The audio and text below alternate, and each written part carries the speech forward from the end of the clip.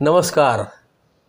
आज आपण रानभुलीचे प्रदेश या सौ विजयालक्ष्मी शशांक मणेरेकर यांनी लिहिलेल्या पुस्तकाचा परिचय करून घेणार आहोत.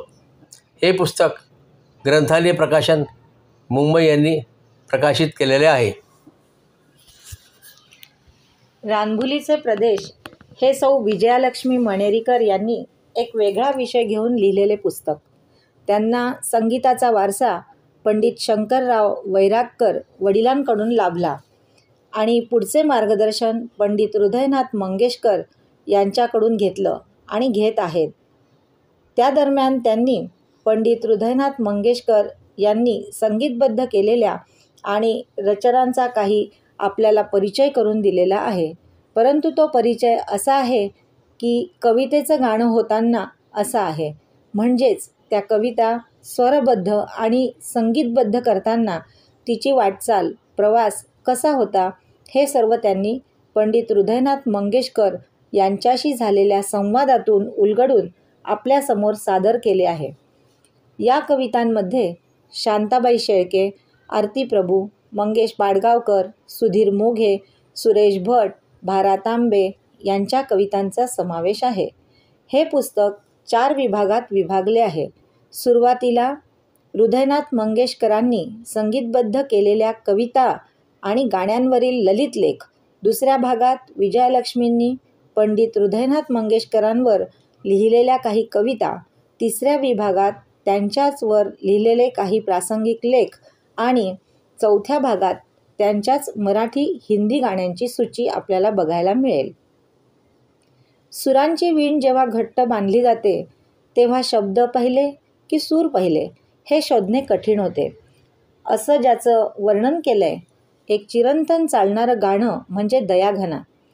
दयाघना का तुटले रे चिमणे घरटे या गीताची जन्मकथा सांगितली आहे. पहा टाकले पुसुनी डोळे, गिळला मी हुंदका, रणांगणे जा सुखी राजसा, परतुनी पाहू नका. हे शांताबाई शेळके यांचे गीत यांचा परिचय आपल्याला करून दिलेला आहे. मास्टर दीनानाथ मंगेशकर यांनी गायलेले सुहास्य तुझे मनासमोही, तर आशा भोसलेंनी गायलेले शांता शेळके यांचे जीवलगा राहिले रे दूर घर माझे, लता मंगेशकर आणि शांताबाई यांचं गणराज रंगी नाचतो, तिन्ही सांजा सखे मिळाल्या, देई वचन तुला हे, भा. तांबे यांचे गीत याविषयी आपल्याला सविस्तर परिचय करून दिला आहे. मालवून टाक दीप चेतवून अंग अंग यासारखा गझल प्रकार सुरेश भटांनी मराठीमध्ये आणला. त्यांच्याविषयीची कथा त्यांनी म्हटली आहे. उत्कटतेची उच्च अनुभूती भटांच्या गझलातून मिळते. चांदण्यात फिरताना माझा धरलास हात, गेले द्यायचे राहून तुझे नक्षत्रांचे देणे, माझ्यापाशी आता कळ्या आणि थोडी ओली पाने. ही आरती प्रभूंची कविता. कसे कसे हसायचे हसायचे आहे मला, ही आरती प्रभूंची कविता. केवळ कवितेचे सुरेख चालीत गाणे झाल्यामुळे ती आपल्यापर्यंत पोचली. ये रे घना न्हाऊ गाल माझ्या मना, आरती प्रभूंची कविता. अशाच अनेक कवींच्या कविता गाण्यांना सुंदर चाली देऊन त्यांच्या आशयासह मराठी रसिकांच्या पर्यंत पोहोचविल्यात नव्हे, त्यांच्या आतपर्यंत भिडल्यात.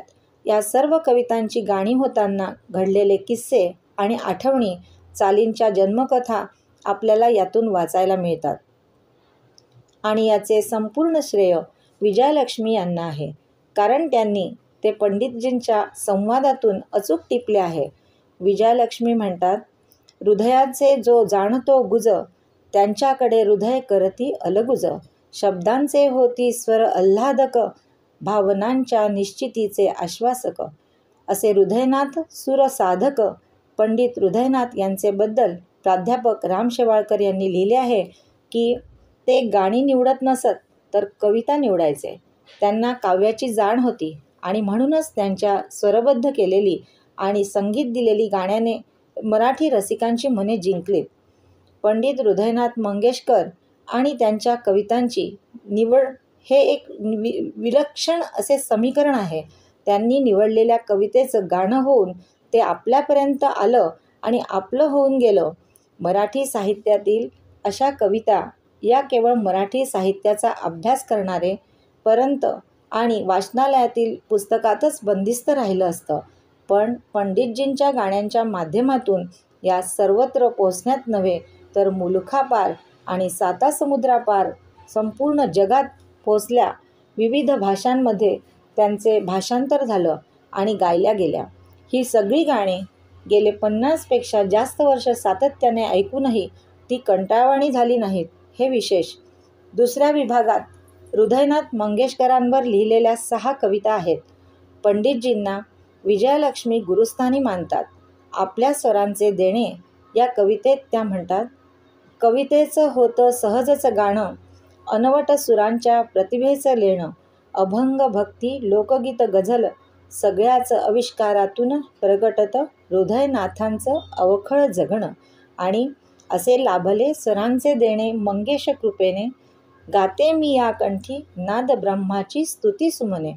आपल्या एका प्रासंगिक लेखात त्या म्हणतात, संत ज्ञानेश्वर महाराज कृत पसायदान ही संगीत रचना म्हणजे पंडितजींनी महाराष्ट्राला दिलेला ज्ञानेश्वरीचा महाप्रसाद आहे. तर शिवकल्याण राजा हा संग्रह म्हणजे मराठी काव्यसंगीत विश्वातील एक अद्भुत कलाकृती आहे.